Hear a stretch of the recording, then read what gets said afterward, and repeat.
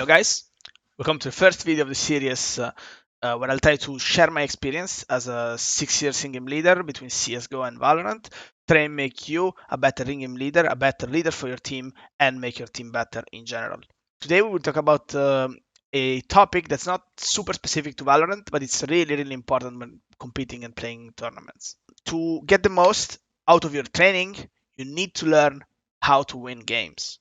Winning games, I don't mean the tactical side and like everything about the game, but you need to learn how to have a winning mentality and not crumble under pressure. So picture this. Let's say you're playing as an underdog, really important match, and all of a sudden you're like the training kicks in, you're like 6-0 winning, 9-6, you're even maybe match point at this point, but then you lose one round and the team starts getting frustrated, start like feeling the pressure build up, and that result, once you realize that you're close to winning the game and getting the result you want, all of a sudden it's like super hard and it feels like it's unreachable anymore. Like you lose one round and it all crumbles, all of a sudden. So what's the twist about this thing? It's common. It happens to everybody. It has happened to me in the past. Like I've lost games early in my career because I was not able to win, like have a mindset ready to win that game. I won game because I was playing teams that were not ready to win that game. They didn't have the mentality. They deserved the win, like on paper, on how they played. Like they were clearly at a really big advantage, but at the end of the day, they crumbled and they lost. And I lost some games. It's super common. It happens to everybody because you need to get in the mindset that like the job is not finished. This is super important. I will now make you show you like a specific scenario. So this game was Case versus For Real. I was playing for Real, kind of recent game, by the way. So what happened is we were in control of the game for the entire time. We're like 7-5, I think. We win pistol round, we win Antico, we get 9-6, 9-5, and then we lose the first buy round. So what happens here? As soon as we get to 9-6, I instantly call a timeout here. And basically, what did I say to my team during this timeout and what happened after? At the end of the game, we won 13-6. So what I did with this timeout was saying two specific things. The first thing was reminding everyone of the match preparation we did before the game. So we had some protocols that we wanted to apply against Case. Specifically in this case, it was like working more of the mains with the operator instead of like working the mid, because we knew how they used to approach their ascent. So this was tactical input that I gave to my operator player, and I reminded to everyone else. And then we had like half of the timeout where I just told to the team, guys, the job is not finished. We are winning. We are up.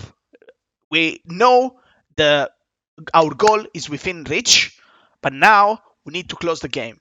Like there's no way we just settle down or we start feeling the pressure. We can do it. We have the skill to do it. We demonstrated to ourselves by getting this lead, but we will keep this lead only for as long as we keep playing correctly and we keep our mind into the game. We lose rounds, it doesn't matter. Keep up the lead, keep up the good mentality, and don't settle down, don't chill down until you see 13 on the score.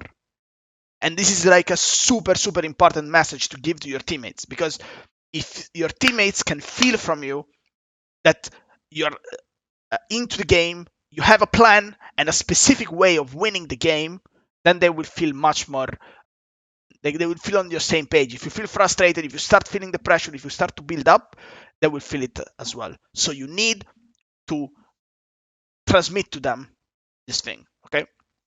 So this comes from a really popular quote from Kobe Bryant. Finals game 2, they're winning, and it's like I think best of 5 or best of 7, but they are like up, they are winning, and the interviewer asks him like, why is he not smiling? How is he feeling? But I can show you now. For a big smile out of you, you're up 2-0. What's the story? Are you not happy, or you're only half happy, or? Still to be happy about. You're up 2-0. Job's not finished. Job finished? I don't think so. Okay. But this is super important. like his mind, even though he's like not actively playing in that moment, his mind is clear about what the goal is. The goal is winning the game. So even if it feels like you already won for any reason, you're at a big advantage, you're like crushing them, could be a 7-0 that you're like, just, okay, they're bad, we're winning. Or it could be like 12-8 and you're saying, okay, like the game is over. No, the game is not over until you win. Keep this in mind. Just remember, when you think about this, of all the games that you have lost, like when we were up like 11-7, 11-6, 9-3 ranked or whatever, just remember all of those games that you've lost. You lost them because you got sloppy. You or your team got sloppy, and everyone just kind of like assumed that the game was going to end in your favor just because you were winning. So it's really, really, really important to keep this focus up as a player, and as an in-game leader, it's really important to be able to transmit this emotion to the rest of the team. So this means you know what's better for your team. You know that the team needs to be on this page of having like full focus until the end, and you need to like drag them up and keep them on the same page. If they fall down, like this applies in general to being a leader. If they fall down, you need to bring them up. And if they start unfocusing and like lose sight of the goal, the ultimate goal, which is winning the series or winning the best of one, whatever it is, you need to get them on track. And you need to get them on track as a leader. You don't need to put pressure on them. You need to be able to get them into the right mindset without pressuring them and without letting them feel the burden of the situation. That's all it is at the end of the day. It's important games, and especially with younger players, you need to be able to work them around in a way that makes them feel in a safe environment, even though it's maybe the most important game of their career.